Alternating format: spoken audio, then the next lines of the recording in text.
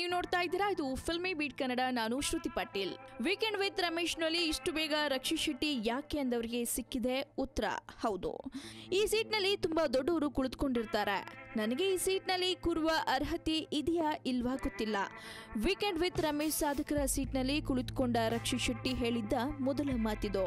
ರಕ್ಷಿತ್ ಶೆಟ್ಟಿ ಕಾರ್ಯಕ್ರಮಕ್ಕೆ ಬರ್ತಾರೆ ಅಂತ ತಿಳಿಸಿದಾಗ ಅನೇಕರು ಅವರ ವಿರುದ್ಧ ಫೇಸ್ಬುಕ್ ನಲ್ಲಿ ಬರೆದ್ರು, ಟ್ರಾಲ್ ಮಾಡಿದ್ರು. ಆದ್ರೆ ಒಬ್ಬ ನಟ ಈ ಮಟ್ಟಕ್ಕೆ ಬೆಳೆಯೋದು ಅಂದ್ರೆ ಅದು ಫೇಸ್ಬುಕ್ ನಲ್ಲಿ ಟ್ರಾಲ್ ಮಾಡಿ ನಮಗನ್ಸಿದ್ದನ್ನ ಬರೆದಷ್ಟು ಸುಲಭವಲ್ಲ. ದೊಡ್ಡ ಸಾಧನೆಯನ್ನ ಮಾಡಿದವರನ್ನ ಕರೆದು ಸನ್ಮಾನ ಮಾಡೋದು ಎಷ್ಟು ಮುಖ್ಯವೋ ಅದೇ ರೀತಿ ಈಗ ಏನಾದರೂ ಸಾಧನೆ ಮಾಡ್ತೀನಿ ಅಂತ ಹೊರಟವರಿಗೆ ಬೆನ್ನು ತಟ್ಟುವುದು ಅಷ್ಟೇ ಮುಖ್ಯ. ಎಲ್ಲ ಗೆದ್ದವರಿಗೆ ಕಂಗ್ರಾಟ್ಸ್ ಹೇಳುವುದಕ್ಕಿಂತ ಎಲ್ಲವನ್ನ ಗೆಲ್ತೇನೆ ಅನ್ನೋರಿಗೆ ಆಲ್ ದಿ ಬೆಸ್ಟ್ ಹೇಳಬೇಕು. ಈ ವಾರದ ವೀಕೆಂಡ್ ವಿತ್ ರಮೇಶ್ ಕಾರ್ಯಕ್ರಮದ ಬಗ್ಗೆ ಶುರುವಿನಲ್ಲಿಯೇ ರಮೇಶ್ ಸ್ಪಷ್ಟನೆ ನೀಡಿದ್ರು.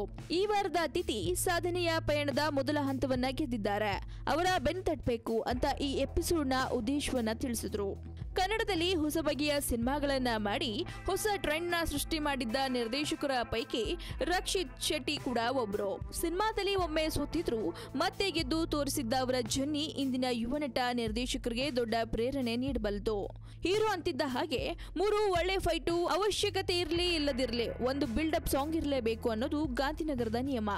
ಆದ್ರೆ ರಕ್ಷಿತ್ ತಮ್ಮ ಸಿನಿಮಾಗಳಲ್ಲಿ ಕಥೆಗೆ ತಕ್ಕ ನಾಯಕರಾಗಿರ್ತಾರೆ. ಅಲ್ಲಿ ನಾಯಕನಿಗಾಗಿ ಕಥೆಯ ದಿಕ್ಕು ಬದಲಾಗುವುದಿಲ್ಲ. ಕನ್ನಡದಲ್ಲಿ ನಟನೆ ಮತ್ತು ನಿರ್ದೇಶನ ಎರಡೂ ಮಾಡಿ ಗೆದ್ದವರು ಬಹಳ ಕಡಿಮೆ. ಇತ್ತೀಚಿನ ದಿನದಲ್ಲಿ ಉಪೇಂದ್ರ ಮತ್ತು ರವಿಚಂದ್ರನ್ ಬಿಟ್ರೆ 2 ವಿಭಾಗಗಳನ್ನ ಚೆನ್ನಾಗಿ ನಿಭಾಯಿಸಬಲ್ಲೆ ಅಂತ ಸಾಬೀತು ಮಾಡಿರೋದು ರಕ್ಷಿತ್ ಮಾತ್ರ. ರಕ್ಷಿತ್ ಶೆಟ್ಟಿ ಮಾಡಿರೋದು ಕೇವಲ 8 ಸಿನಿಮಾಗಳಾದರೂ ಸಹ ಆ 8 ಸಿನಿಮಾದಲ್ಲಿ 6 ಪ್ರತಿಷ್ಠಿತ ಪ್ರಶಸ್ತಿಗಳು ಪಡೆದಿದ್ದಾರೆ. 2 ಕರ್ನಾಟಕ ರಾಜ್ಯ ಪ್ರಶಸ್ತಿ, 1 ಫಿಲ್ಮ್ ಫೇರ್, 3 ಬಾರಿ ಐಫಾ ಪ್ರಶಸ್ತಿಗಳು ರಕ್ಷಿತ್ ಅಕೌಂಟ್ನಲ್ಲಿದೆ. ಜಿ ವಾಹಿನಿಯ ಅನೇಕ ಕಾರ್ಯಕ್ರಮಗಳು ಈ ಹೊಸತನದಿಂದ ತುಂಬಿರುತ್ತೆ. ಈ ಹೊಸತನದ ಜನರಿಗೆ ತುಂಬಾನೇ ಇಷ್ಟ ಆಗುತ್ತೆ. ಅದೇ ರೀತಿ ರಕ್ಷಿತ್ ಶೆಟ್ಟಿ ಅಂತಹ ಯುವ ಸಾಧಕರ ಕರೆಸಿದ್ದು ಒಂದು ಹೊಸತನದ ಆಲೋಚನೆ ಸರಿ. ಒಟ್ಟಾರೆ ರಕ್ಷಿತ್ ಶೆಟ್ಟಿ ಅವರನ್ನ ಯಾಕೆ ಕರೆಸಿದ್ರು ಅನ್ನೋದಕ್ಕೆ ನಿಮಗೆ ಉತ್ತರ ಸಿಕ್ಕಿದೆ ಅನ್ಕೊಳ್ತೀನಿ. ಸೊ ಮತ್ತಷ್ಟು ಇಂಟ್ರೆಸ್ಟಿಂಗ್ ಸುದ್ದಿಗಾಗಿ ನೋಡ್ತಾರೆ ಫಿಲ್ಮಿ ಬೀಟ್ ಕನ್ನಡ. ಹಾಗೆ ವಿಡಿಯೋ ನಿಮಗೆ ಇಷ್ಟವಾದಲ್ಲಿ ಲೈಕ್ ಮಾಡಿ, ಶೇರ್ ಮಾಡಿ, ಮಿಸ್ ಮಾಡದೆ ಫಿಲ್ಮಿ ಬೀಟ್ಗೆ ಸಬ್ಸ್ಕ್ರೈಬ್ ಮಾಡಿ.